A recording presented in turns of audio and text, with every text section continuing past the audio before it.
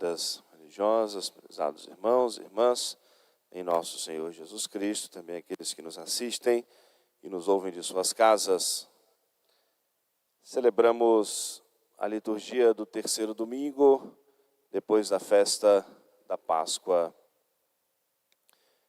Ouvimos esse trecho do Evangelho de São João, em que nosso Senhor começava a falar com os apóstolos para algo que era tão importante. Estava terminando o tempo da presença visível de nosso Senhor aqui na terra. Estava se aproximando o momento em que os apóstolos teriam que crer, seguir, servir a esse mesmo Jesus, mas pela fé.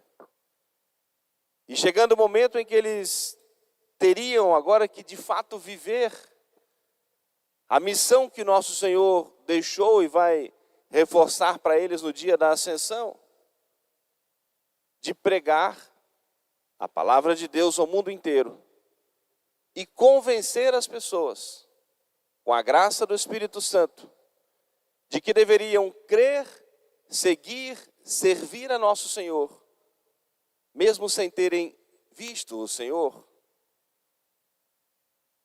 confiando sobretudo na palavra de Deus, na ação do Espírito Santo, mas também no testemunho dos apóstolos. E quando eles vão começar as suas pregações, como os Atos dos Apóstolos vão nos narrar, depois da festa do Espírito Santo, eles vão dar esse testemunho. Nós o vimos ressuscitado, nós comemos e bebemos com Ele depois da ressurreição, convivemos com o Senhor, somos testemunhas oculares desses grandes mistérios. E precisavam convencer, com a graça de Deus, obviamente, com a ação do Espírito Santo, mas sobretudo pelo seu testemunho. E por isso, de maneira misteriosa, como nosso Senhor falava, ainda um pouco de tempo e não me vereis, mais um pouco de tempo e me tornareis a ver, porque vou para o Pai. E comparado com a eternidade, é sempre um tempo muito breve. Ano passado, tivemos uma idosa do nosso abrigo que morreu aos 115 anos de idade, Dona Maria de Lourdes. Deus concedeu a ela muitos anos de vida, né? Fora um pouquinho até do comum, 115 anos de idade. Mas ainda assim, comparado com a eternidade, um brevíssimo tempo.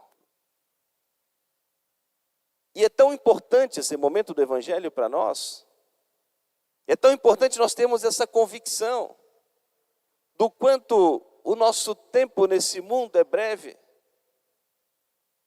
para nós nos convencermos cada vez mais de que vale a pena as renúncias, os sacrifícios para nós servirmos a nosso Senhor, para não perdermos toda a eternidade.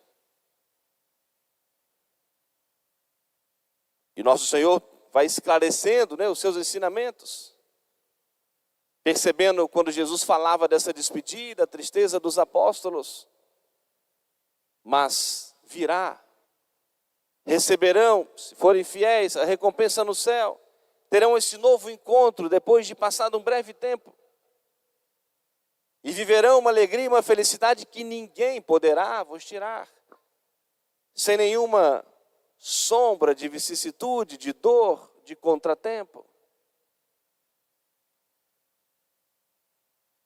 Se nós precisamos de palavras motivacionais para nós encontramos na palavra do Senhor. Nós encontramos nos santos evangelhos. É a fé, é a esperança cristã, é a esperança da vida eterna. Não é preciso inventar palavras diferentes para nos motivar. Nós temos a palavra de Deus, nós temos a promessa do Senhor. Aquele que perseverar até o fim, esse é que será salvo. E ouvirá do Senhor: vinde, benditos de meu Pai, para o reino que vos está preparado desde toda a eternidade. Que palavra motivacional precisamos a mais? Que palavra diferente nós precisamos a mais? Além da palavra de Deus, da garantia da palavra do Senhor. A alegria que ninguém poderá nos tirar, sem nenhuma sombra, sem nenhuma dor. Mas para nós um dia podermos alcançar essa alegria, felicidade, a posse de Deus no céu, nós temos um caminho a trilhar. E que vai custar um pouco mais ou um pouco menos para um e para outro. Mas vai custar para todos nós algum sacrifício. Mas comparado com a eternidade é um brevíssimo tempo. E que vale a pena para nós um dia recebermos a recompensa no céu. Mas todos nós, meus irmãos, temos uma missão. Em primeiro lugar, a salvação da nossa alma. Isso não é egoísmo, orgulho, nada disso. É a minha responsabilidade e missão, primeiro, cuidar da salvação da minha alma. E eu vou prestar contas a Deus e devo contas a Deus da minha alma, em primeiro lugar. Mas quando eu cuido da salvação da minha alma, naturalmente nós também cuidamos da salvação do nosso próximo. Porque se eu cuido realmente da salvação da minha alma, eu vou procurar servir a nosso Senhor. Aquilo que nós aprendemos, o conhecer, amar e servir a Deus neste mundo, para depois receber essa alegria que ninguém poderá nos tirar no céu. E se nós cuidamos de conhecer, amar e servir a nosso Senhor nesse mundo para salvar a nossa alma, naturalmente nós daremos o bom testemunho, bom exemplo de uma vida cristã, católica. E é importante nós termos a consciência dessa nossa missão. E a carta do apóstolo São Pedro, belíssima, que a igreja hoje traz na liturgia. Entre tantas coisas que nos fala o apóstolo São Pedro, inspirado pelo Espírito Santo, eu gostaria de fixarmos num trecho bem pequeno. Meus irmãos, que nós possamos calar a voz dos insensatos pelas nossas boas obras, pelas nossas boas ações. A expressão que é usada no Evangelho, na Epístola de São Pedro.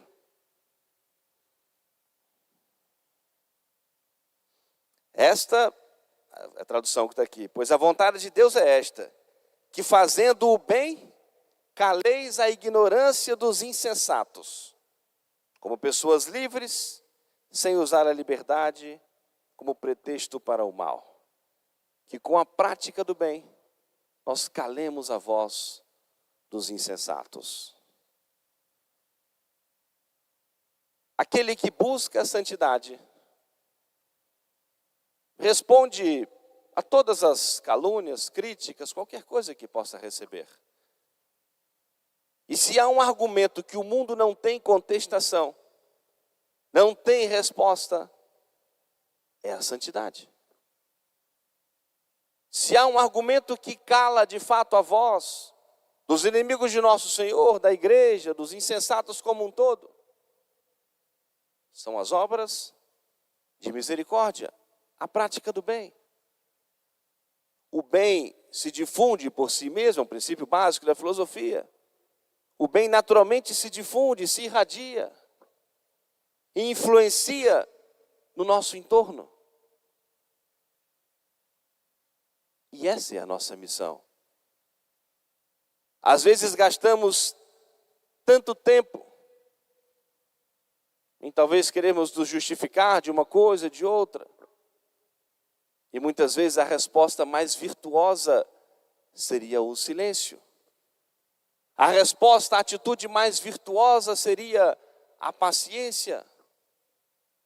A atitude mais virtuosa seria a mansidão. E muitas vezes nós desconcertamos aqueles que no dizer popular, muitas pessoas se dizem hoje, querem nos tirar da graça. uma expressão que se usa muito, fulano quer me tirar da graça, né? Está testando a minha paciência, quer me tirar da graça.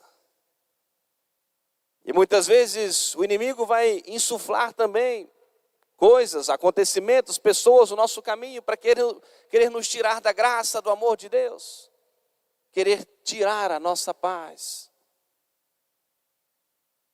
E quando nós respondemos com a prática do bem, com a paciência, com a mansidão, com a caridade, com a oração que transforma o nosso e o coração do próximo, às vezes não imediatamente, mas vamos calando a voz dos insensatos.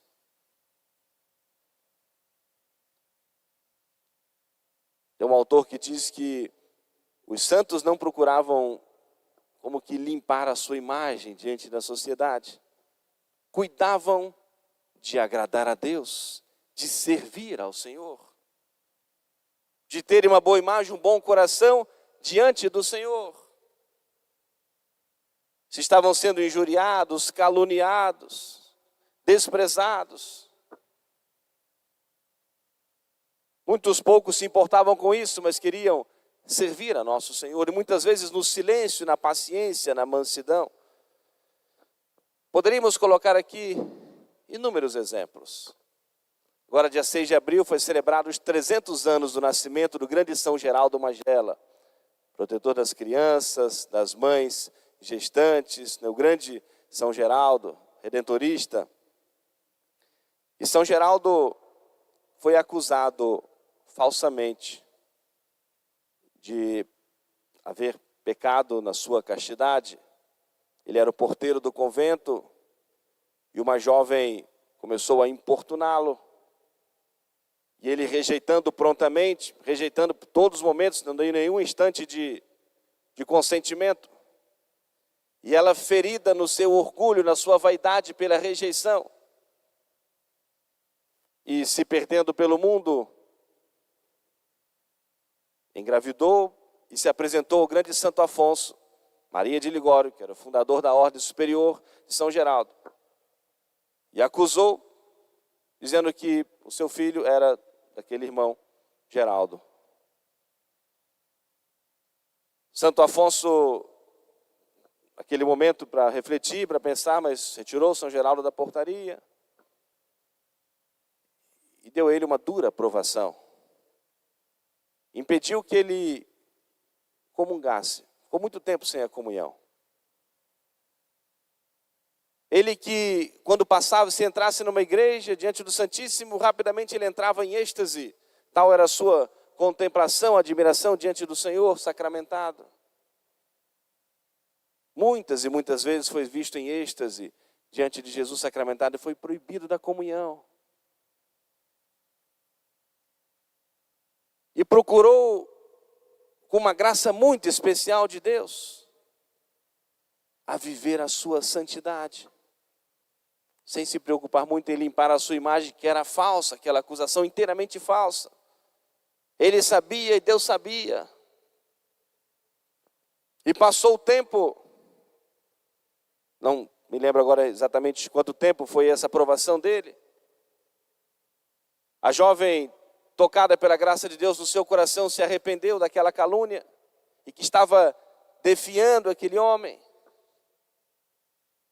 Se apresentou a Santo Afonso e confessou a sua mentira, a sua calúnia.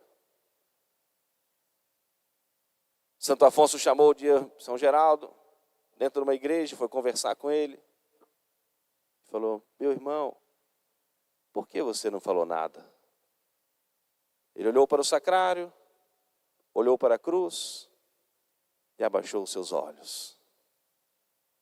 Santo Afonso entendeu ali que lidava com uma alma privilegiada, com uma alma santa, que preferiu passar por essa vergonhosa humilhação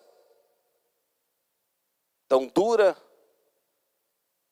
preferiu viver a obediência, como São Pedro diz hoje, nos convida à obediência ao seu superior, que lhe deu a proibição de, durante um período de avaliação, de comungar. Padecer tudo isso por amor a nosso Senhor e o quanto alcançou virtudes, merecimentos junto de Deus.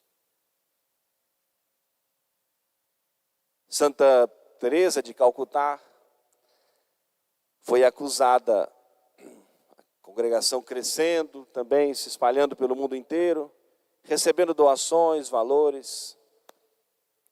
E ela foi acusada de estar acumulando dinheiro, recebendo muito dinheiro, muitas doações para sua obra de caridade. E recebeu um dia lá em Calcutá, na Índia, um grupo de fiscais, de policiais ou coisas semelhantes, e que foram de maneira muito ignorante, dura com ela, diante daquela humilde religiosa, e já com acusações prontas contra ela de que estava juntando dinheiro, bens, valores, porque estava recebendo muitas doações do mundo inteiro. E havia recebido uma grande importância de um doador da Inglaterra. E ela, com muita simplicidade, com muita humildade, falou assim: eu guardo esses tesouros todos aqui. Vocês quiserem, eu devolvo tudo para vocês. Eles alvoroçaram logo aqueles homens: vamos lá, queremos ver onde está esse tesouro. Ela caminhou com eles humildemente, abriu uma porta assim, tinha um refeitório imenso, com as 300 crianças assim, mais ou menos. O tesouro está aí. Podem levar, mas cuidem desse tesouro, porque Deus pedirá contas a vocês. Tudo que me deram, o tesouro está aí. Calaram, saíram um após o outro. Que com a prática do bem façais calar a voz dos insensatos. E assim poderíamos discorrer inúmeros exemplos. A paciência, a mansidão de Santa Rita de Cássia para a conversão da sua família, do seu esposo, de um casamento difícil, pesado. Conseguiu a conversão do esposo, dos filhos e depois ingressa na vida religiosa. São Maximiliano Maria Kolbe, que se entregou para a morte no lugar de um pai de família que estava sendo condenado, num campo de concentração. São João Bosco foi acusado, quando estava iniciando o seu trabalho com aquele oratório festivo, educando a infância e a juventude. Foi acusado pelas autoridades políticas de que estava criando um grupo político revolucionário, um partido revolucionário jovem. Tempo complicado da unificação da Itália, uma época política complicada. E o tempo foi mostrando a dedicação daquele grande sacerdote, que foi tão incompreendido no seu tempo, e tornou-se esse farol para a juventude. E assim, tantos e tantos exemplos da vida dos santos. Para que isso possa nos encorajar. Isso sim, são palavras motivacionais, eu diria mais do que palavras, exemplos motivacionais. Que nós temos na vida, na história da igreja, na vida dos santos. Para que nós nos convençamos cada vez mais de que vale a pena servir ao Senhor, servir a Cristo é reinar.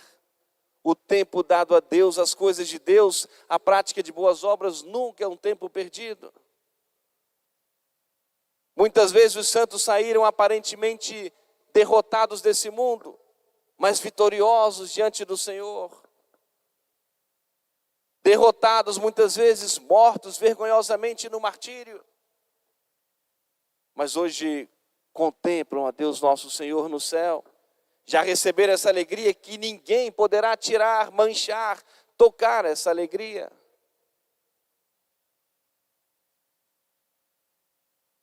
Portanto, prezados irmãos e irmãs, que nós nos convençamos disso, que nós nos encorajemos à prática do bem.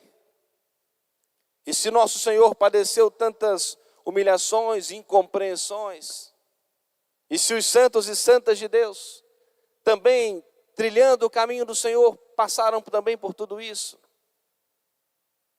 É possível nós também suportarmos. É possível nós também darmos essa resposta da paciência, da mansidão, do silêncio, da oração. Suplicarmos a Deus nosso Senhor e carregarmos a nossa cruz. Porque da parte de Deus não faltará a sua graça. A proteção, a mediação, a intercessão da nossa boa Mãe do céu. Em comunhão com os santos e santas do céu, nós alcançamos do Senhor também as graças. E assim, podemos pacientemente carregar a nossa cruz, ser constantes, perseverantes.